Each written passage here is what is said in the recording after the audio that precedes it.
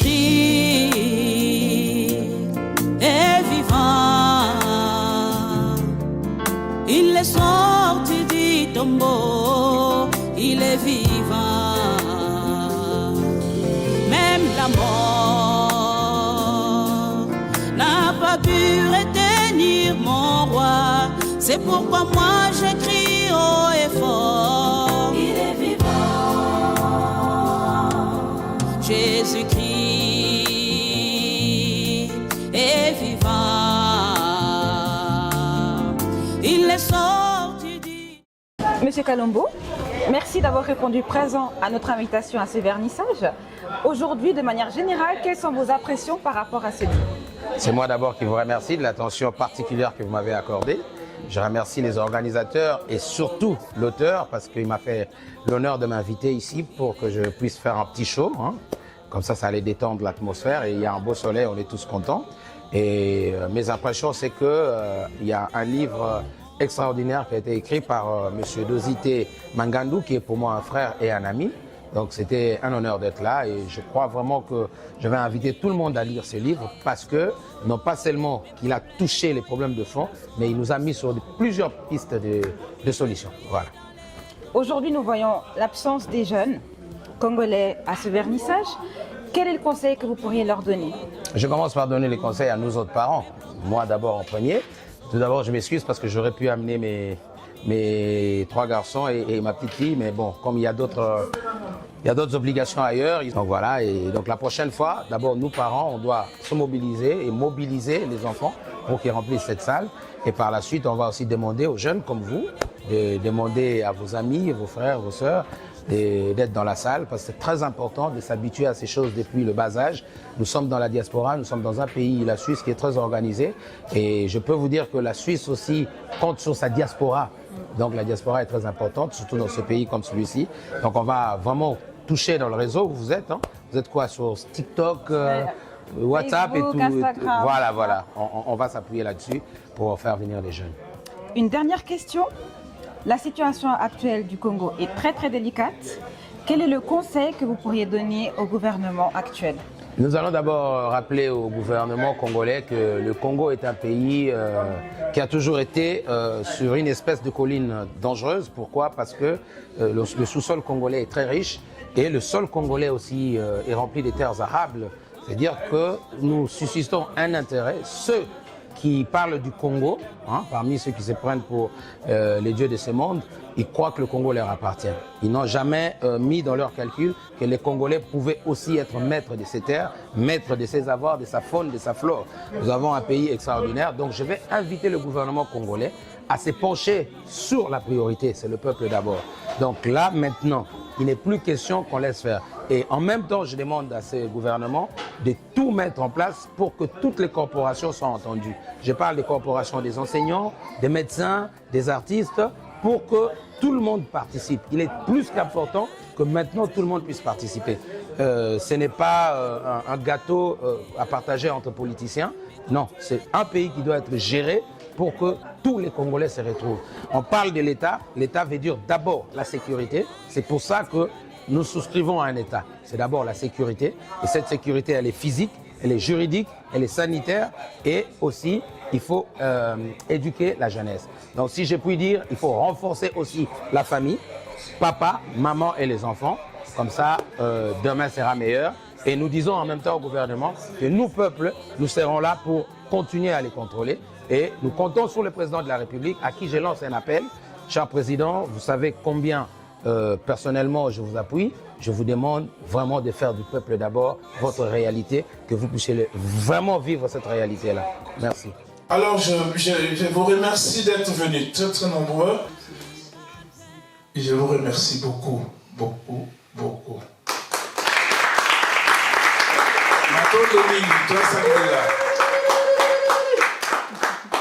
Merci Papa Ngimbi. Nous allons continuer notre programme. Je précise qu'après l'intervention de notre écrivain, il y aura un moment où nous allons tous poser des questions par rapport à ce qu'il va exposer comme le contenu de la cohésion nationale qui passe par la conscience collective. Maintenant, je vais inviter, parce qu'on a, en élaborant le programme de cet après-midi, avec l'écrivain, nous avions voulu insérer un peu de l'humour par rapport au Congo. Vous savez que le Congo, c'est un pays culturel, vraiment culturellement élargi, comme nous le savons tous. Et nous avons choisi un de nôtres. Il vit à Genève et il va faire, écoutez bien le message qu'il va faire passer. Mais en humour, hein, mais écoutez bien le message. J'appelle M. Félix Maé qui va...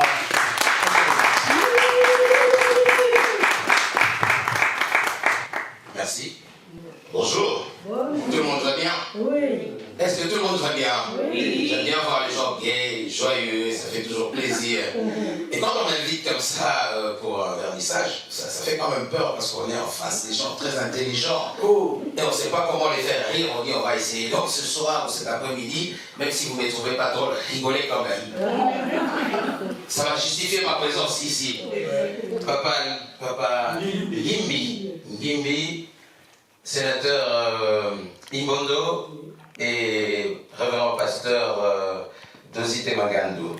Donc, ils se sont présentés, j'aime bien comme ça, parce que moi, quand j'arrive quelque part, je suis obligé de me présenter. Je commence toujours par là. Ceux qui me voient sur scène savent que je commence par là. Donc, vous allez souffrir d'entendre qui je suis. Mon nom est très long. Et ça, c'est le propre de mon pays. Hein, les gens s'appellent comme ça, c'est toute leur identité qui passe par la présentation. Donc, tant que je n'ai pas dit le mot junior, c'est que je n'ai pas fini ma présentation. Donc, je vais vous voler beaucoup de minutes. Hein. Voilà. Je m'appelle Mbaï Kalombo, Moutoumouloume, Mouchimoukole Kabatouabloa, Mwana Ouimagalula Libamou. Tout le monde va vous Jina Jende, Jina Jajikema. Kanumubaji. Amokina Mazami, Félix Devalois Junior. Ça, on applaudit, hein. On applaudit. Mais je comprends que je suis en Suisse, un pays où les gens sont très neutres, théoriquement parlant, et très discrets. Les Suisses ne manifestent pas trop les émotions, ils sont posés. Hein? Même quand ils sont contents, ils rigolent. Quand je me présente comme ça, le Suisse il dit juste oh, qu'est-ce qu'il est drôle. Et quand ces Suisses sont noirs, c'est encore très compliqué. Ils sont très intégrés là-dedans. Donc quand je me présente comme ça, vous avez imaginé de quel pays je viens, n'est-ce pas? Exactement. Une fois à Genève, je me présente comme ça et il y a une demoiselle au fond qui me dit vous êtes finlandais. Je dis finlandais quoi? Finlandais, je me suis fait peur à moi-même. Qu'est-ce que je fais pour être défini comme ça? Non, moi je suis quel pays? Non, en fait, tu viens apatride. Non, je viens d'un pays qui s'est jadis appelé Communauté des États indépendants. Faites attention avec les mots. Ce pays-là est des fois très compliqué. Communauté des États indépendants du Congo, ça ne veut pas dire que les États étaient indépendants. C'est-à-dire que là, il y avait des empires et des royaumes qui avaient été effacés pour que quelqu'un qui s'appelle Léopold puisse devenir propriétaire. Donc les empires et les royaumes ont disparu et c'est devenu communauté des États indépendants du Congo. Il n'y avait ni indépendance ni État, il n'y avait même pas le Congo. Bref, ce pays après s'est appelé Congo belge. Où il y a quelque part dans le monde où un Congo appartenait aux Belges. La petite Belgique, hein, il a occupé le grand Congo. Ça me rappelle un peu des petites punaises qui s'accrochent sur un éléphant pour sucer. Évidemment, quand on suce le Congo, on est content parce qu'on peut avaler le coltan, on peut avaler l'uranium, on peut avaler le cobalt, on peut avaler du zinc, on peut avaler du fer, on peut avaler le diamant, on peut avaler. Ça s'appelle aussi.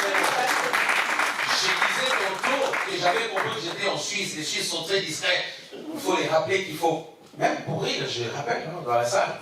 J'ai dit aux Suisses, c'est maintenant qu'il faut rire. Et elles rigolent. Parce que les Congolais, eux, ils n'ont pas besoin que je leur dise quand j'arrive sur scène, ils sont contents, ils crient. Et quand ils deviennent Suisses, il faut le rappeler quand même de temps en temps. Mais c'est bien. Donc, Congo belge. Bon, les années passent, ça devient Congo Léopoldville, Congo Kinshasa, bref. Après un jour, il est indépendant. Indépendance, tata, Tozoui, Olibala, tata, Noubakidi, Okibwanza. Ça, c'était un jeudi comme aujourd'hui. C'était le jeudi 30 juin 1960. On a fêté l'indépendance. Et après ça, le Congo est devenu Zaïre. C'est important, Zaïre. Et moi, j'ai trouvé ce moment-là pour naître, pour grandir et pour quitter le pays. Enfin, quand je dis grandir, c'est une façon de parler. Parce que je suis petit, complet, puissant et sophistiqué. Tout à l'heure, je m'étais présenté, mon nom est très long. Il est inversement proportionnel à ma taille. Donc moi, je suis petit, complet, puissant et sophistiqué. Ça veut dire tout simplement que si j'étais dans le monde des appareils téléphoniques, par exemple, parce qu'avant, les téléphones portables, c'était des gros machins. Hein. À l'époque où moi j'étais au Zaïre, il y avait que les ministres qui les avaient. En Suisse, il n'y avait pas de portable, il y avait déjà au Zaïre. C'était tellement bon que le ministre avait quelqu'un pour se balader avec son téléphone portable. Et quand ça sonnait, ah, Mokosi, ça sonne. Et là, Dieu est comme nous. Hein. Il a commencé par créer d'abord des personnages qui étaient très grands et costauds, Goliath. Et quand il s'est fait la main, il est devenu précis. Il m'a créé. Et Dieu créa Félix. Donc dans le monde des téléphones portables, je suis juste le dernier cri Samsung ou iPhone. Cherchez seulement. Voilà. Dès qu'il y a là-dedans, il y a du cotane, c'est moi. Et donc, je suis né dans le Zaïre, j'ai grandi, j'ai quitté le pays, ça s'appelait Zaïre. Pourquoi? Tout simplement parce qu'à l'époque, les habitants du Zaïre s'appelaient des Zaïres. Des Zaïres. Voilà. Quand j'arrive en Suisse, j'apprends que le pays a changé de nom. Et il s'appelle Congo. Et les habitants sont devenus des Congos. Dans Zaïre, roi, il y a le mot. Pardon? Dans Zaïre, roi, il y a le mot. Alors dans Congo, il y a le mot. Ah. Parce qu'il y a des enfants, je ne vais pas dire les 3 premières lettres. Hein. Bon, Congo, lait. Heureusement pour nous, on n'est pas le seul lait d'Afrique. Hein. Attention, il y a des Angos.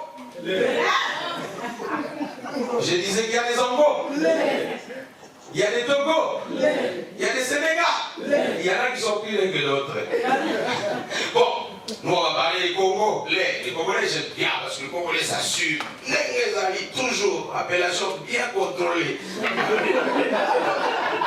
Le Congolais, ce que j'aime en lui, ce qu'il est fier de lui, et c'est beau, c'est magnifique. Il est très sûr, même dans sa démarche. Père, Tambourabiens. Malasa, donc c'est la belle démarche du siècle. Hein? Et un Congolais, quand il est en face d'une jeune dame avec qui il veut parler, le Congolais sait comment y aller. Alors chez les Congolais, on trouve du tout. C'est-à-dire que soit il est nul de chez nul, soit il est bon de chez bon. Les bons de chez bon, c'est comme les pasteurs de Zite, comme ça. Quelqu'un qui est concentré, qui écrit ses livres et tout. Hein? Parce que maman n'est pas là, j'aurais pu demander, elle est là. Maman, elle est où? Ah ben oui, maman est là, oui. On va applaudir maman. Je parie que le pasteur, quand il était arrivé pour parler avec maman, il n'a pas fait comme les mauvais lui fait. Bonjour très cher. Auriez-vous l'amabilité de dépasser soit votre numéro de téléphone ou alors seulement me donner l'adresse, et si vous le permettez, je pourrais m'inviter un beau jour de week-end pour peut-être rencontrer les parents. Ça, c'est les mots de chez vous. Mais le nul, c'est nul aussi, hein. Le lui aussi, il a sa classe. Lui, il vient, il dit, langage d'ici, hein. Si c'était quelqu'un d'ici, il dit, ciao. Salut, ça va? La vie de ma mère, lorsque je t'ai regardé. Et je dans tes yeux là, où l'auteur, il est parti, quoi. Si tu me dis où t'habites, tu me donnes les numéros de ça. Bah moi je t'ai dit, je te kiffe grave. Mais Lingala ça donne bien. Hein. En Lingala ça fait, c'est la même phrase pour ceux qui ne comprennent pas Lingala. En Lingala, Ning. Oh, vrai. On s'en peut, chaman banimo, on va chombo baning. On va parler. On a ouvert un temps. Baliba a fait baning. Donc c'est la même phrase que j'ai, c'est tout ce que j'ai dit en français tout à l'heure. Ça peut dire normalement. Bref, je crois que j'ai pas trop de temps, il faut que je m'arrête, hein, c'est ça? J'ai encore quelques secondes. Donc c'est à dire que je peux, si vous pensez que je peux continuer, il faut applaudir aussi. Voilà. Alors, le Congo, Zaïre roi. D'ailleurs, quand j'étais en première primaire, on m'a demandé, mais c'était au collège Bogoto à Kinshasa, collège ex-Albert. Albert, c'était un prince de Belgique qui est devenu roi. Il avait aussi une école là-bas. J'ai étudié là-bas, collège Bogoto. Là-bas, on m'a demandé, mais c'est quoi les habitants du Zaïre? J'ai dit Zaïre roi. Les femmes, normalement, sont les Zaïroises. Et moi, je dis Zaïre roi. Et les femmes du Congo, j'ai dit Zaïre reine. Et les enfants, je dis Esaïe Prince, Esaïe Princesse. Là, j'ai impressionné les enseignants. Mais voilà que j'arrive finalement à Genève. Donc, quand j'arrive à Genève, on a beaucoup trop parlé de la Suisse au Congo. À Kinshasa, on disait que les Suisses étaient tellement riches qu'en arrivant, j'étais convaincu que le Suisse le plus pauvre avait au moins 2 Ferrari. Et on m'avait dit que j'avais le droit de ma Ferrari. 30 ans après, j'ai toujours pas la Ferrari. Mais c'est pas très grave, c'est pas très grave. On attend. Mais quand j'arrive, je rencontre du monde. Je vois à Genève, il y a beaucoup d'Africains. Et donc, on a l'habitude de s'évaner entre nous. Hein. On se vanne. Et puis, un jour, justement, c'est pour ça que je suis fier d'être ici, pour cette cohésion nationale qui passe par la conscience collective. C'est vraiment un très beau truc que j'apprécie et le contenu est fort, fort plaisant. Et j'ai l'habitude d'aller au salon du livre. Et là, les autres Africains ont l'habitude d'évaler. Toi, Félix, toutes les années, je te vois qui a l'habitude d'aller au salon de l'auto. Hein? Mais quand c'est le salon du livre, on ne te voit pas. Hein? Je dis, oh, si, on me voit. Là, c'est vrai, de temps en temps, tu as l'habitude d'y aller. Mais pourquoi tu as l'habitude d'aller là-bas? Il n'y a pas les Congolais qui écrivent. Hein? Oh, ça m'embête. Je dis, non, il y a des Congolais. Et comme si cela ne suffisait pas, ce sont encore les Sénégalais qui viennent. Là, en toi, il a raison. Je suis en train de dire que les Congolais écrivent des livres. J'ai parcouru beaucoup de bibliothèques. Il n'y a pas de Congolais. Pourtant, il y en a. Il y a des Congolais. Et moi, je suis très content vraiment d'être ici parce que ça prouve très très bien que le Congolais, non pas seulement qu'il lit énormément, mais que le Congolais écrit. Et vous, Congolais, nous, Congolais, nous n'avons pas de complexes à développer. Non. Et c'est pas le pasteur des idées. Là, il va écrire encore d'autres livres. Mais chaque année, si vous allez au salon du livre, vous verrez qu'il y a beaucoup de Congolais qui publient. Mais le problème, c'est nous. Nous ne voulons pas consommer. C'est ça. Et nous sommes les premiers dans les réseaux qui critiquons. Balinika va concert. Oui, on aime aussi les concerts. Ça aussi, c'est notre force. C'est pas pour rien qu'on a des grands chanteurs. Tout à l'heure, Papa Ngimi a cité Tabouley. On peut citer Samangwana, on peut citer Franco, on peut citer Ouerasson, on peut citer JB Piana, on peut citer Fali, on peut citer Ferregola. Vous pouvez me citer aussi, hein. Attention, je sais chanter, hein. Mais le nom est très long. Mais oui, le nom est très long, parce que si je dois commencer déjà par ça, ça va faire perdre beaucoup. Donc, nous autres qui avons étudié dans le Kouilou, c'est ce qui fait aussi de mon frère, pasteur et moi, on est très complices parce que nous connaissons un peu la région où il y avait la base de la crème des crèmes, c'était le Kouilou, où il y avait des missions comme Kinzambi, Kikwit Sacré-Cœur, Kingandu, Kingunji, Soa et j'en passe. De ce côté-là, on formait les gens à être des vrais intellectuels. Un intellectuel, quelqu'un qui donne du sens dans ce qu'il fait. Vous êtes intellectuel, pas pour nous impressionner avec des groupes français parce que c'est extraordinaire. Allumez la télévision congolaise, vous êtes impressionnés. Jadis, Franchu était, Non, vous n'avez pas de résultat sur votre intelligence, vous n'êtes pas intellectuel.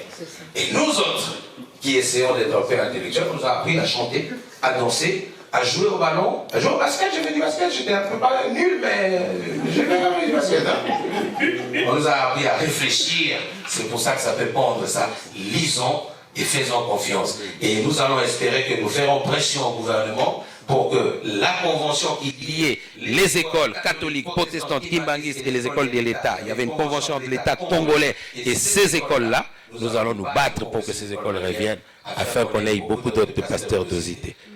Merci beaucoup, je vous remercie de votre attention. Et merci à vous d'avoir pensé à moi et de m'avoir invité.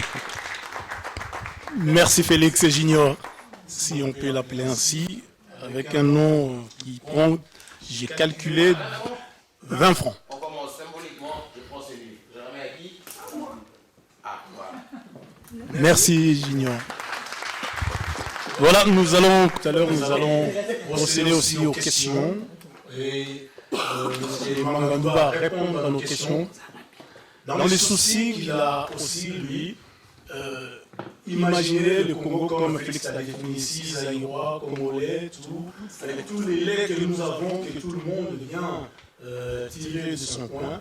Et le pasteur a imaginé mettre sur le papier sa réflexion. Et je vais lui laisser quelques minutes avant que nous puissions lui poser des questions. Il va essayer de nous raconter ou de nous présenter la cohésion nationale passe par la conscience collective.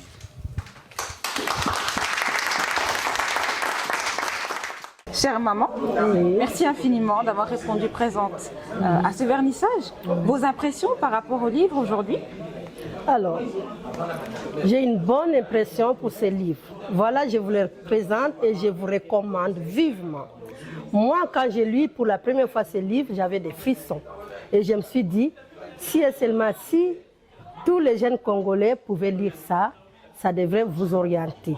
Alors, le titre du livre, c'est « La cohésion nationale passe par la conscience collective ». Quand on a la conscience, on peut faire de grandes choses au Congo. La richesse du Congo, ce n'est pas seulement les minéraux, mais les personnes, la jeunesse. Alors, je vous recommande vivement ce livre parce qu'il y a beaucoup à découvrir. Si vous vous sentez seul, prenez ce livre, lisez, vous allez découvrir beaucoup de bonnes choses. Moi, tout le temps, je dis ceci, le verbe vouloir, le verbe pouvoir va avec vouloir. Quand on veut, on peut. Quand nous voulons de bonnes choses pour le Congo, on doit lire des livres, pas seulement ça, mais il y a beaucoup de livres qui nous donnent, qui nous montrent comment évoluer, comment faire pour l'évolution de notre pays. Le Congo, c'est un grand pays, beau pays. Toute l'Afrique compte sur le Congo. Parce qu'on dit, toute l'Afrique dit, quand le Congo est développé, c'est toute l'Afrique. Mais ce n'est pas par la bouche, mais par les actes. On doit poser des actes pour élever notre nation. Et l'amour, dans ce livre, on dit l'amour. Sans l'amour, on ne peut rien faire. Zola, il faut l'amour. Quand on aime, on ne fait pas du mal. Quand on aime, on doit vouloir que l'autre mange. Alors, tous les Congolais, unissons-nous, la cohésion pour faire avancer notre pays. Donc c'est ce que je voulais dire. Donc je remercie l'auteur de ce livre. Il a bien vraiment réfléchi. Ce n'est pas le premier livre, il va en sortir d'autres, surtout pour l'éducation. Car l'éducation, c'est la base de tout. Une nation sans éducation, c'est nul. C'est nul. C'est ce que je vous recommande. Merci infiniment. Ouais. Bonjour. Et en tout cas, merci pour votre présence. Merci Monsieur Didier. Merci Papa Ngimbi. Et cher Félix, merci beaucoup. Merci à tout un chacun d'être là présent pour cette occasion d'échange pour parler de ce manuscrit qui est intitulé « La cohésion nationale passe par la conscience collective ». Et je laisserai un peu beaucoup plus le temps. Peut-être vous n'avez pas pu avoir le temps de lire les livres, mais je vais parler en quelques lignes, en quelques mots, ce qui est l'essentiel de ce qui est écrit dans ces livres. Je pense que si vous avez suivi les sketchs de M. Félix, il a touché un peu l'essentiel de ce qui est dit ici dans ces livres. Et le Congo, l'actuelle République démocratique du Congo, dans son état, là où ça se trouve, comme tous les autres pays africains, avant l'Afrique n'était pas tous ces pays-là que nous connaissons. L'Afrique avait des royaumes, l'Afrique avait des empires, l'Afrique avait des chefferies et beaucoup d'autres. Mais ça s'est fait que depuis la conférence qu'on appelle la conférence de Berlin, qui était juste la conférence qui était pour le partage du bassin du Congo, c'est à ce moment qu'il y a eu beaucoup plus le partage ou la division des pays africains. Et la partie qu'occupe la République démocratique du Congo aujourd'hui était aussi cette émanation des empires et des royaumes. Entre autres, il y avait les royaumes Congo qui s'étendaient depuis l'Angola et qui passaient par la République démocratique du Congo, les Congo-Brazzaville, et ça allait jusqu'à touchant les Gabons. Et il y avait des empires ou des royaumes, par exemple l'empire Luba qui était une partie dans les Congo et une grande partie dans l'Angola. Il y a aussi l'empire Lunda qui était en République démocratique du Congo, la République d'Angola, une partie à la Zambie, une partie en Tanzanie. Et lorsqu'on a divisé toutes ces étendues, il y a aussi d'autres qui se retrouvaient en République centrafricaine et d'autres parties qui se retrouvaient au Congo, Kinshasa, qui est l'actuelle RDC. Mais lorsque, en 1885, on a scindé tous ces royaumes et empires par la force des colons. Ils ont tout départagé. La République démocratique du Congo a pris cette forme que vous voyez. Ça a été dessiné par les rois des Belges, le petit pays que notre ami Félix vient de dire. Et c'était le cas pour tous les autres pays, Congo-Brazza, Cameroun, la Côte d'Ivoire, l'Angola, la Zambie. Tous ces pays s'étaient toujours divisés par les colons. Et par rapport à cela, la question que je me suis posée, parce qu'à la suite, les Congolais qui étaient mis ensemble, tous ceux qui étaient du royaume Congo, tous ceux qui étaient du royaume de Lunda, Empire Kuba, tout le monde s'était mis ensemble sous l'autorité du roi des Belges, et ils étaient obligés de travailler pour les rois. On avait éliminé les plus forts. Et après, ils ont quand même œuvré pour l'intérêt de la Belgique. Et ça s'est fait qu'en 1960, le 30 juin 1960, les Congolais, c'est de cette étendue qui habitent là. Après la souffrance, tous les malheurs qu'ils ont connus, ils ont accédé à l'indépendance. À l'indépendance, on connaît des grandes personnalités, des grands noms de la République démocratique du Congo à l'époque. Il s'agissait de Kasavubu et de Patrice Emery Lumumba qui étaient les premiers ministres. Et 6 mois après la date de l'indépendance, Lumumba a été assassiné. Et 5 ans après l'indépendance, Kasavubu, qui était le président, a été relégué dans son village, Mobutu Sese Seko, qui avait pris le pouvoir des forces. Et Mobutu a régné pendant 32 ans. Et c'est vers les années 67 et puis les années qui ont suivi, Mobutu a tout changé pour que ça devienne, tout devienne en son nom. Lorsqu'on avait changé plus la Constitution, parce que la première Constitution qui était appelée la Constitution de Luobu, c'était un peu pour la Première République, et la deuxième Constitution, c'est ça qui a donné la possibilité à Mobutu, en principe, d'avoir au moins des partis politiques, mais en fin de compte, il n'y avait qu'un seul parti qu'on appelait les MPR, Mouvement populaire de la Révolution. Mobutu a régné pendant 32 ans. Et après les 32 ans de Mobutu, en 1997, le pays a changé de bord par un coup d'État de Laurent Désiré Kabila. Laurent Désiré Kabila, lui, à son tour, il a fait qu'à peine 3 ans et demi, et en 2001, il a été assassiné, remplacé par Joseph Kabila, qui a fait 18 ans, et qui depuis 2019, jusqu'à aujourd'hui, dans les précédentes élections, ça n'est suivi, le président s'appelle Félix Tshisekedi. Mais pendant tous ces temps, toutes ces années-là, que le Congo a traversé, le président Mobutu, à son époque, a voulu rassembler tout le monde. Il a voulu mettre de l'ordre. Et il a prononcé une phrase disant, les Zaïre à l'époque, il veut que les Zaïre soient unis. À Lingala, il disait Tolingi, Zaïre, Liboke, Moko.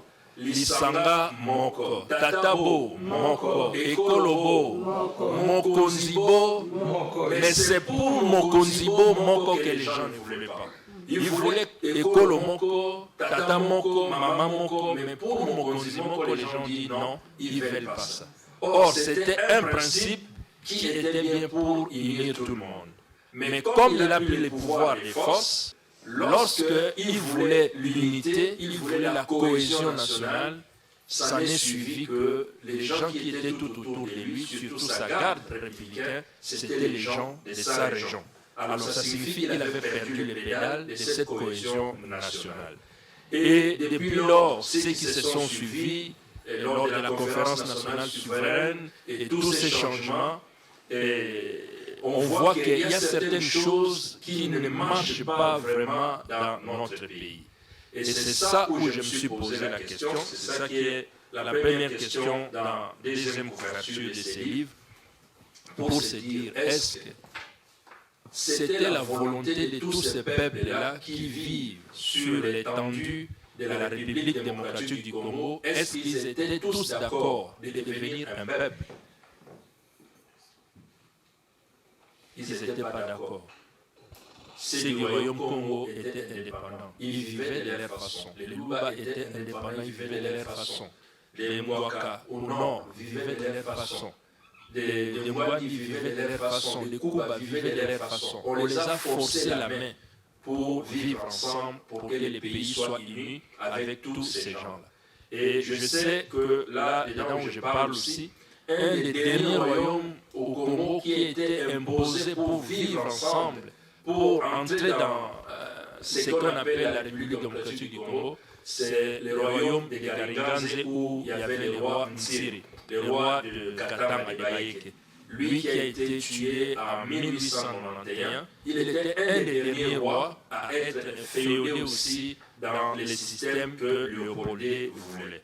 Donc, depuis ce temps-là, comme le peuple ne s'était pas mis d'accord, ils ne s'étaient pas assis ensemble pour dire que voilà, faisons les Congo, devenons les Congolais. Personne n'avait voulu.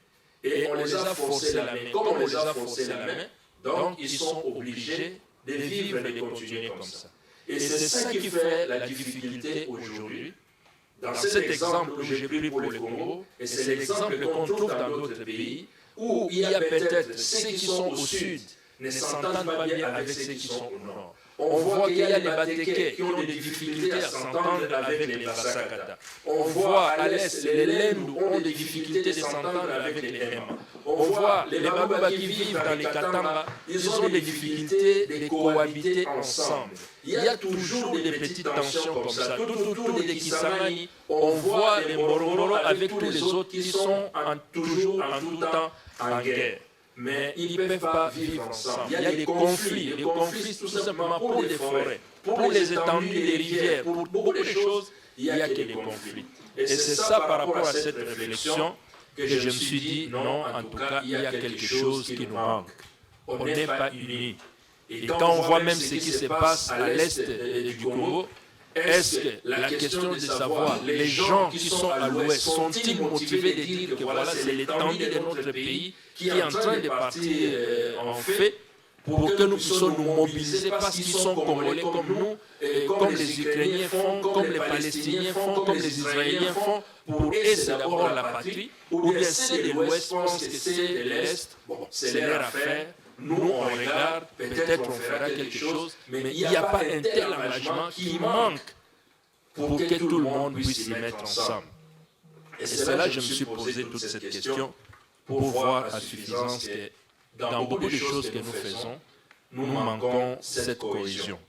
Et même s'il y a des partis politiques, les partis politiques ont toujours une tendance. N'importe quel parti politique du Congo que tu peux me citer aujourd'hui, je te dirais que voilà, cette parti politique, sa tendance, c'est tendance tribale de tel point. Cette parti politique, la tendance, c'est de tel point. Tous les partis politiques, tous ceux qui sont leaders en politique, ils ont toujours la tendance des gens qui sont derrière, tu verras que c'est les gens de même coin. Alors, même les partis politiques n'arriveront pas à résoudre la situation. Mais la conscience collective pourra permettre que nous puissions aller de l'avant. Et l'exemple de la Suisse en est un exemple vraiment palpable que nous pouvons dire. Je l'ai aussi mentionné dans le livre. En Suisse, en 1291, il y a trois personnalités. Un qui représentait le canton d'Uri, il y a un autre qui représentait le canton d'Unterwald, et l'autre de Zurich. Ces trois personnes s'étaient mis d'accord lorsque leur bétail traversait des rivières pour aller brouter ailleurs. Il y avait toujours des guerres, il y avait toujours des conflits, il y avait toujours des conflits. Et ces trois personnes se sont mis d'accord pour signer un pacte, pour signer un accord, de vivre ensemble. Que même si les bêtes de l'un traversent la rivière, pour aller brouter dans les champs de l'autre et qu'on ne fasse pas la guerre. C'est des animaux, mais nous sommes humains. Mais pour nous protéger, nous devons signer cet accord. C'est ce qu'on appelle le pacte de Grutili.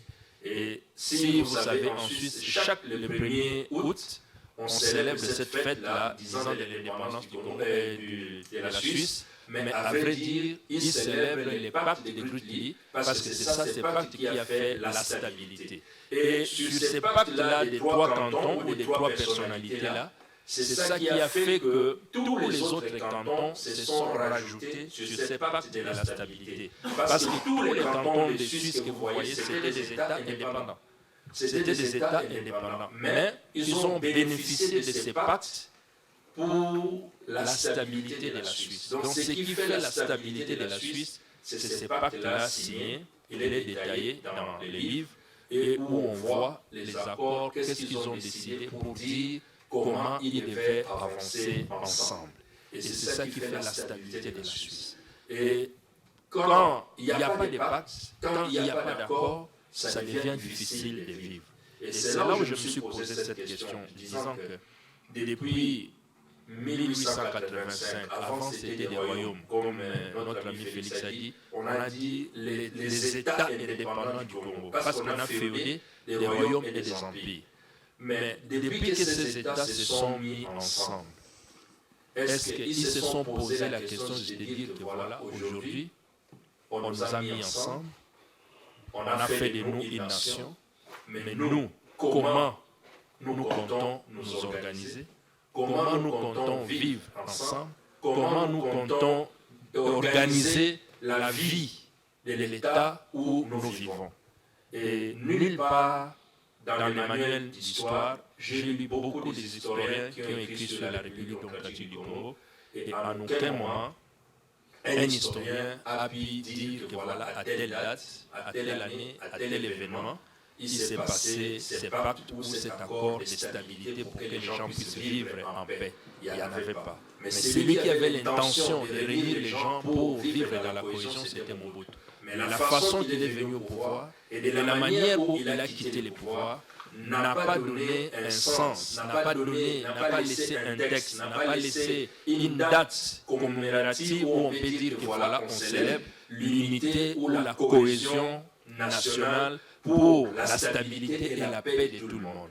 Ici en Europe, tous ces pays européens avancent à cause des pactes. C'est pourquoi vous allez entendre des pactes de Varsovie, des pactes de ceci, des pactes de non-agressivité. L'Allemagne et la France ont fait la guerre. Mais maintenant, ils ont des pactes, ils ont des accords. Donc, ils ne peuvent plus s'attaquer. La Suisse, comme étant pays net, a des pactes avec d'autres pays qu'on ne peut plus agresser. S'il n'y a pas de pacte, s'il n'y a pas d'accord, s'il n'y a pas des événements précis, c'est là où tout va dans tous les sens. Et dans notre pays, pour stabiliser, des fois on dit parce qu'il y a 450 ethnies et tout, on ne peut pas, Il n'y a pas longtemps, après avoir sorti ces livres, j'avais suivi, on a essayé de faire réunir les rois des Téké avec ceux de Basakata. Ils ont signé un pacte parce que trop souvent il y a des tensions. À cause des conflits des forêts, à cause de tout cela, ils ont signé un pacte. Mais ce pacte-là ne peut pas être signé qu'entre détruits. Mais c'est quelque chose qui doit stabiliser toutes les 450 tribus qui vivent en République démocratique du Congo et que tous les Congolais sachent que le Congo nous appartient, nous avons la possibilité de vivre ensemble et tout cela, c'est tout un travail. Et lorsque j'ai publié tout ce qui était dans le livre, il y a quelqu'un qui a dit que pour que les Congolais aient une conscience collective, ça c'est du challenge. Oui, ce challenge est donné à vous, mais il faut qu'il y ait des gens qui commencent à dire, à le parler, à qui on donne la possibilité de passer dans les médias pour parler, pour que cela devienne concret. Voilà, ça c'est un peu les résumés, mais tout est plus détaillé dans les livres, où vous pouvez encore beaucoup plus apprendre, où vous pouvez beaucoup plus comprendre. Et là-dedans, dans les livres, je parle aussi de la responsabilité de la diaspora, je parle de la responsabilité des hommes de l'Église, je parle de la responsabilité des politiciens, je parle de la responsabilité de tout le monde. Et il faut que ça commence. Si ça ne commence pas, on risquera de continuer toujours dans ce sens-là. Souvenez-vous, il n'y a pas longtemps, les événements qui se sont passés à Malembankulu, où un Congolais, on nous tue déjà partout, on dit que les pays du monde entier est contre les Congolais, mais entre nous, Congolais, nous puissions encore nous tuer entre nous. Ça, c'est quelque chose qui est impensable et inadmissible. Mais le même cas, c'est ce qui se passe presque dans tous les pays africains. On nous a forcé la main, Mais c'est à nous de prendre conscience et de dire que voilà, ils ont fait cela, mais nous, qu'est-ce que nous voulons? Qu'est-ce que nous voulons faire pour bâtir tout entre nous? Voilà, ça c'est un peu le bref résumé de ces livres. Merci pour votre attente. Merci nos idées. Nous passons maintenant aux séances des questions-réponses par rapport à ce que vous avez écouté, compris de ce qu'il a résumé comme contenu de la conscience nationale qui passe par la conscience collective. Mais je vais demander d'abord qu'on puisse faire un petit exercice. C'est-à-dire que le livre ne coûte que 20 francs. On va se donner 10 minutes. 10 minutes. Parce qu'on a le temps. Il a été vraiment bref. Hein. Et Félix aussi a été bref. Donc, le livre coûte 20 francs. Nous sommes là. Ceux qui peuvent se le procurer maintenant, faites-les. Et nous, quand on étudiait à Kinshasa, on avait l'habitude on appelait ça feuilleter un livre. On passait en revue au moins 100 pages, comme ça. On va se le permettre, pendant 10 minutes. De se chercher une page qu'on essaye pendant 5 minutes de trouver une question dedans. Parce que ce qu'il a dit, si je vous demanderais de poser des questions, vous allez poser un peu de questions qui seraient en dehors peut-être de ces bouquins. Mais si on se l'accorde de 10 minutes, on peut tirer 2-3 questions qui pourront nous permettre de pouvoir établir un petit débat. C'est vrai que nous avons aussi des questions qu'on a ramenées depuis la maison, hein, parce que ça part du Congo. Là, on part du Congo. Chacun de nous a un petit souci pour cette nation-là. Et je sais qu'en vous, ça vous donne une question que vous souhaiterez lui poser, parce qu'il est là pour le Congo. Est-ce que vous êtes d'accord à cela? Si vous avez 20 francs, on essaie de se le procurer pendant 5 minutes. Et puis les 5 autres minutes, on va essayer de feuilleter juste une page. On s'est choisi une page et on tire une question. Et après, on pourra poser d'autres questions qui pourra répondre par rapport à la cohésion nationale. Qui va faire les pas? Voilà. Si tu peux, merci. Nous aider. Comme ça, on pourra tirer 2-3 questions qui pourront nous permettre d'asseoir les débats par rapport à ce que nous entendons par la cohésion. Et moi, j'ai essayé, pendant qu'il était en train de nous relater le contenu du livre, j'ai essayé de définir un peu la cohésion par rapport au Google. La cohésion, c'est une force qui unit les parties d'une substance matérielle. Ça, c'est en matière physique. Et c'est un caractère d'ensemble dont les parties sont unies. Pour qu'on puisse comprendre bien ce que ça veut dire la cohésion. Et c'est ce qui manque, ce qu'il a dit d'après son constat, hein, ce qu'il a remarqué au niveau du Congo, c'est ce qui nous manque en réalité. Et il met en défi, à l'heure actuelle, il appelait ça un challenge, hein, réunir les Congolais. Vous voyez, Papa Ngimbi tout à l'heure en commençant, il a dit, Félix l'a dit, il a répété, si c'était un concert ou quelque chose qui nous amenait dans la jouissance, on n'aurait pas de place.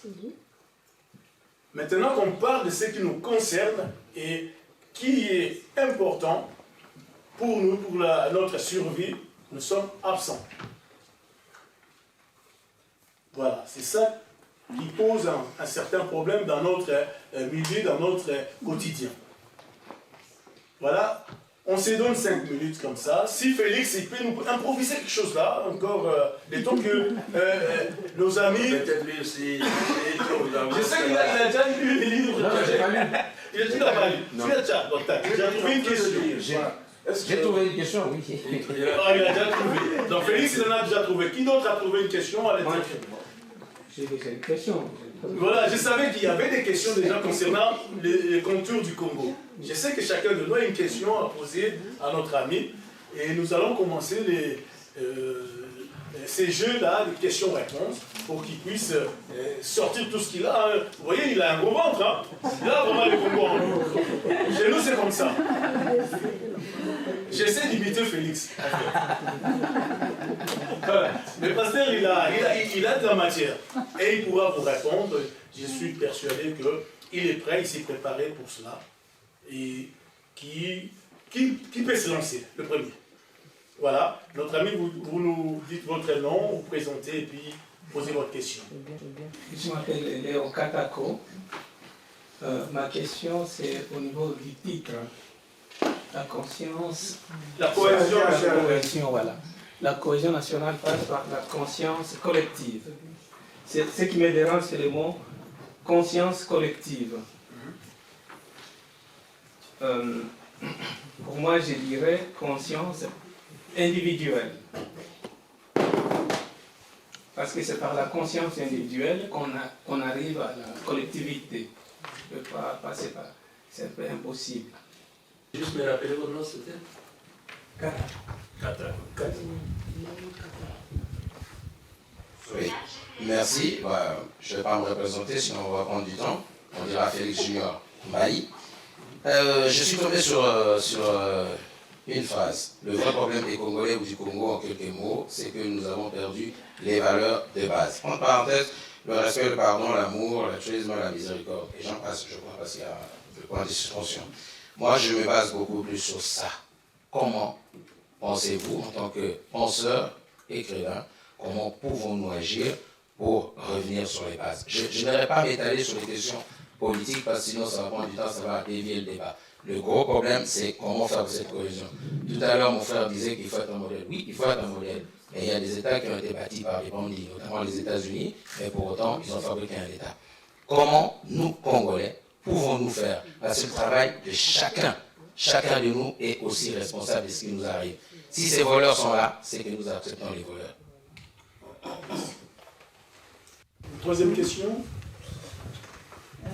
Bonjour, je voulais vous remercier de m'avoir invité, je suis très ravie de venir. Donc j'ai toujours bien sûr été solidaire avec le RDC Congo. Moi ça va être la continuité de monsieur... C'est oui. Voilà, donc ma question, elle est donc la cohésion nationale passe par la conscience collective. Moi je dirais la cohésion nationale passe par la conscience de la culture de l'éducation. La base, on revient sur ce que disait monsieur, la base c'est l'éducation. Et pourquoi je vous dis ça, monsieur le pasteur? Parce que moi je ne suis pas du tout de la même culture que vous, mais mon père m'a appris à le vivre ensemble depuis toute petite. Donc il m'emmenait à l'église le dimanche, j'étais entourée de personnes de confession juive et de personnes de confession catholique, et je suis de parents musulmans. Alors donc voilà, c'est pour ça que je suis motivée samedi 11 mai à préparer l'ouverture de la journée mondiale de l'Afrique, parce que mon père m'a élevée comme une africaine, une nationaliste africaine, parce que je suis d'origine algérienne. Donc c'est important l'éducation, c'est la base, puisque ça aux parents d'éduquer et d'inculquer à leurs enfants, d'être dans la paix, la solidarité et la tolérance. Et ce qui serait bien pour avoir un continent fort, c'est qu'on se sente d'abord une Africain ou une Africaine, mais nationaliste du continent, pas du pays d'où on vient. Alors je voulais aussi dire à monsieur, vous avez dit que la culture c'est quelque chose de très important, en effet. Qu'est-ce qui pourrait nous donner comme critère pour être africain ou africaine? Est-ce que c'est la robe? Est-ce que c'est la langue? Est-ce que c'est la musique? Est-ce qu'on ne devrait pas d'abord à la base nous éduquer comme des Africains, Africaines de tous les continents, tous les pays du continent? Ça permettrait d'être un continent fort. C'est mon opinion, après, je ne veux pas non plus... je vous inspire si vous avez envie de prendre, mais je n'ai pas à vous formater mon ressenti. Voilà. Merci. Merci.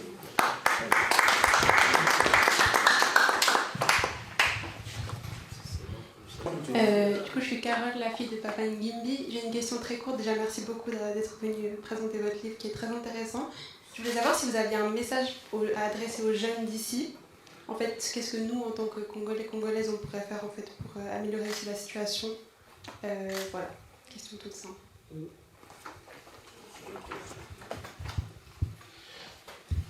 Je réponds déjà à ces questions. Déjà, pour répondre à notre jeune, c'est la fille de Papa Ngimbi. Je pense vers les dernières pages de ce livre, j'en ai parlé, surtout quand je parle de l'innovation et tout, de la jeunesse, vous avez appris certaines choses ici en Europe.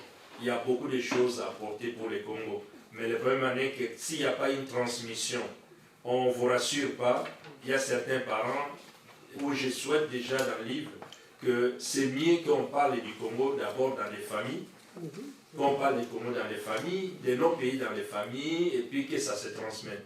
Mais il y a certains parents, ils ont mis tout simplement la peur sur leurs enfants, sur les pays, à ces pays-là, l'Afrique et tout.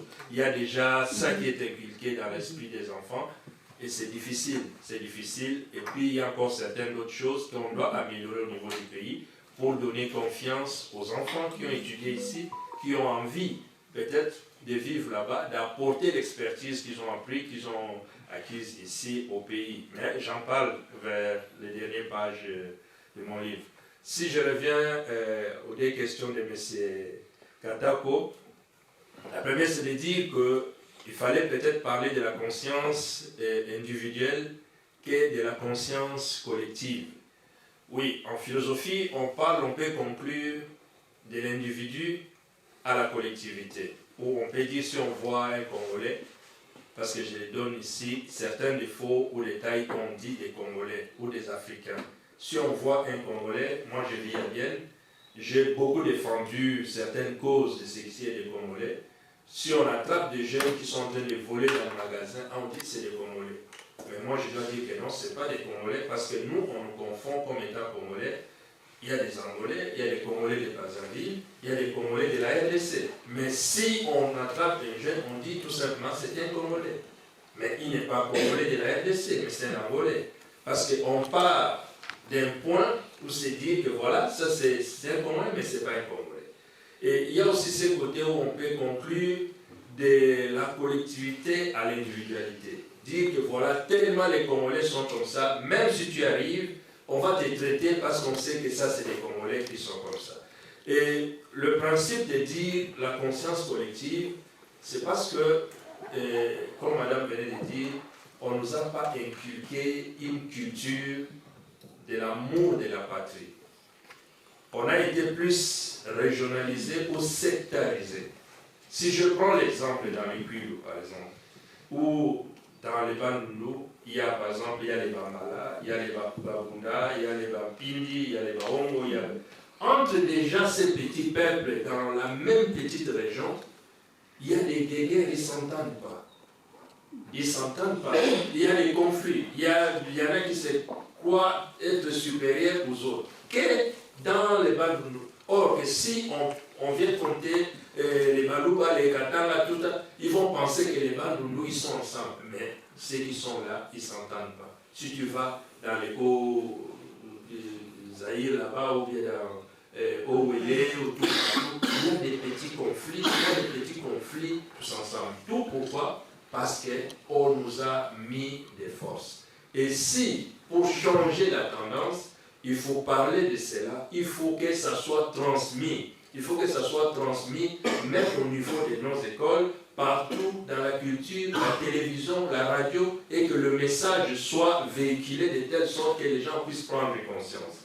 Et c'est là où je rejoins, avant de répondre à la dernière question de M. Félix, et c'est que Madame dit qu'il faut d'abord la conscience de la culture de l'éducation. Il y a un autre livre que j'écris qui parle de cela pour dire l'impératif de la refondation du système étatique. C'est impérativement nos États doivent être refondés.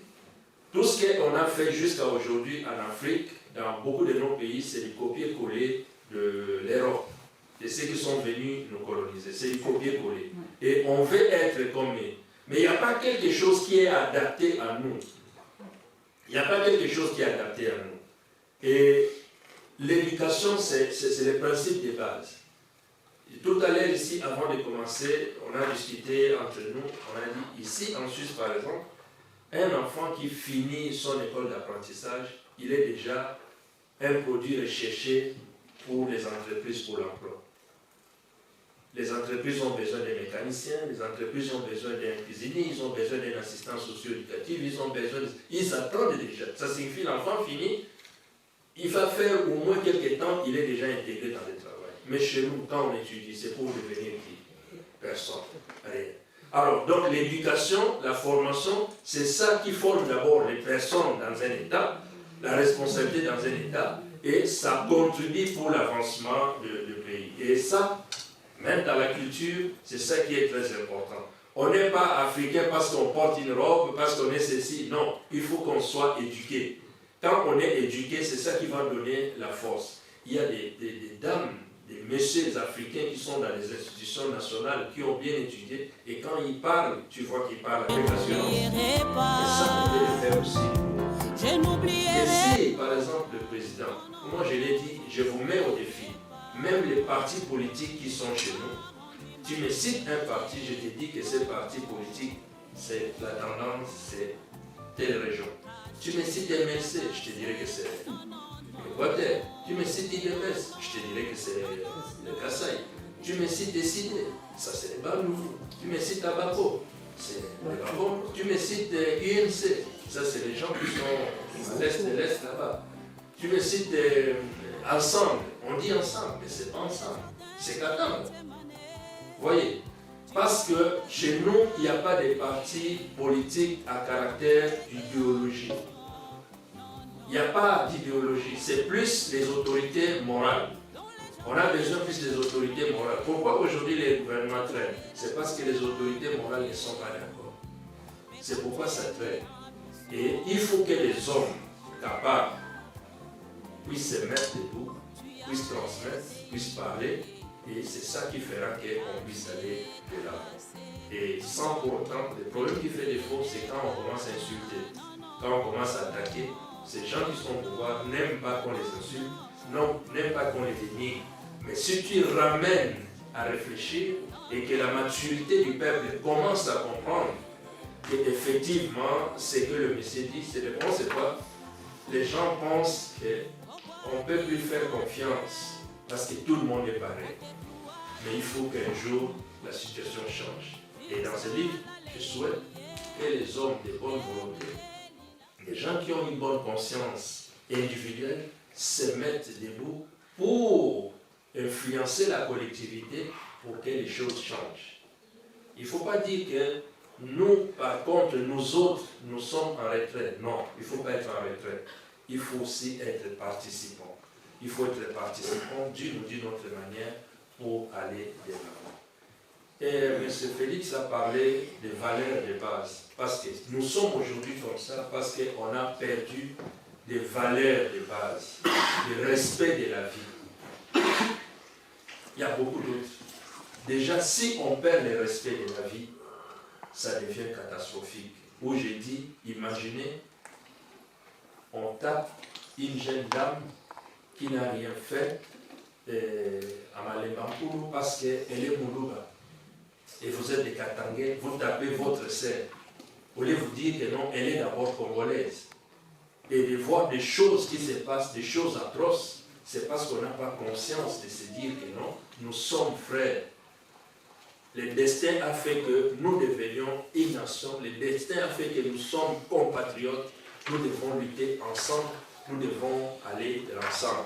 C'est ça qui va éviter le tribalisme, c'est ça qui va éviter toutes ces choses. Les Suisses, que tu sois à Zurich, tu sois à Genève, tu sois ceci, il y a une phrase que j'ai dit, on te dira toujours, ici c'est la Suisse. C'est une phrase qui tombe dans la bouche de tout le monde. Quand on te dit, ici c'est la Suisse. Ils peuvent avoir des guéguerres parce que l'IDC veut ça, les socialistes veulent ça, les PDC veulent ça.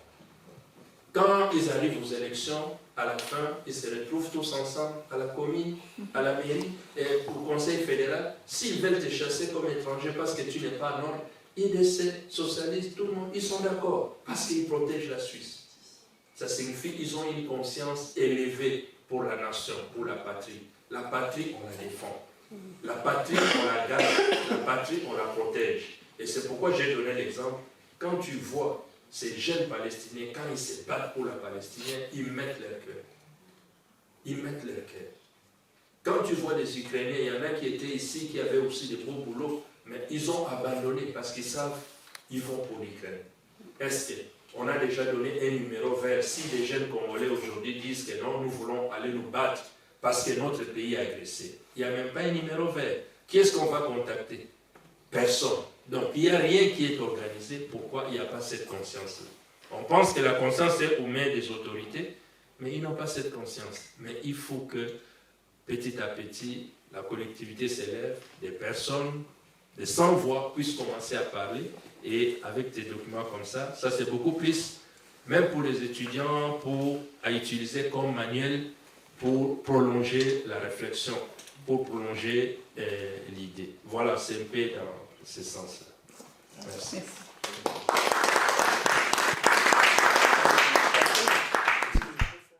Cher Monsieur Moundiaï, en tout cas, merci d'avoir participé à ce vernissage. Quelles sont vos impressions par rapport à ce vernissage et à ce livre? Oui, mes impressions par rapport à ce vernissage, en tout cas, je suis très content d'avoir participé. C'est un bon titre, il parle de la cohésion. Comme dans mes interventions aujourd'hui, j'ai émis l'idée de devoir avoir au moins au niveau de la communauté congolaise une cohésion. Quand on parle de la cohésion, ce n'est pas seulement la cohésion pour les Congolais qui sont au pays, mais c'est au départ la cohésion de tout Congolais. Il faut que les Congolais qui sont dans la diaspora, qu'ils aient une idée de pouvoir participer tous ensemble à promouvoir le Congo. Et je pense que l'écrivain, il l'a bien défini, même dans son titre. Et il faut absolument que tout un chacun d'entre nous puisse avoir la possibilité de lire ces livres. Parce que les livres, ils rentrent dans tous les détails, dans toute l'historique du pays. Et ça nous permettra au moins à notre jeunesse, à la diaspora qui est ici, d'avoir un esprit de cohésion. Parce qu'aujourd'hui, il est évident que pas mal de communautés au niveau de la Suisse, pas mal de communautés au niveau de l'Europe, arrivent à se rassembler, et ces communautés arrivent, quand on est ensemble unis, en cohésion, on arrive à faire beaucoup de choses. Voilà, je pense que c'est ça mon impression première par rapport à la lecture que j'ai pu faire du livre qui nous a été présenté aujourd'hui. Merci beaucoup et nous vous souhaitons une belle soirée. Merci beaucoup. Merci à vous.